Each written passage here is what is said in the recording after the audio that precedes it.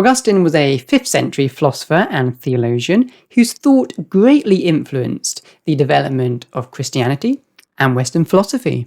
Although not a natural law theorist himself, Augustine's views on morality were pivotal for the development of natural law.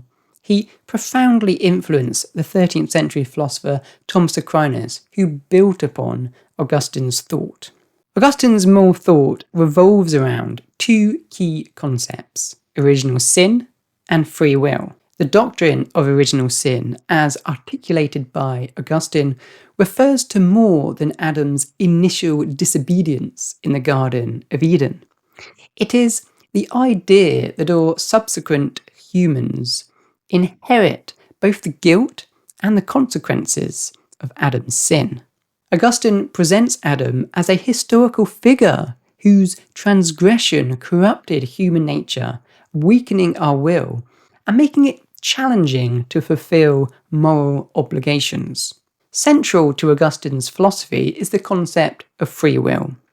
He argues that genuine moral responsibility requires choosing between good and evil freely.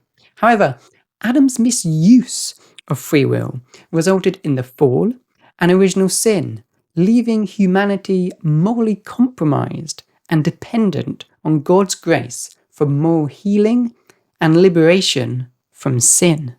This emphasis on the damaging effects of original sin on our nature explains why Augustine does not prioritize natural law in his ethical framework. In contrast, Thomas Aquinas acknowledges the enduring impact of original sin on human nature, but maintains that it does not obliterate our capacity to discern natural law. Aquinas was also influenced by Augustine's views on happiness. Augustine asserts that perfect happiness resides exclusively in perfect goodness, which is found in God alone. Thus, genuine happiness can only be attained through the Beatific Vision, a direct union with God in the afterlife where humans perceive his divine essence, experience his perfect goodness, and fulfill their innate desire for truth and knowledge.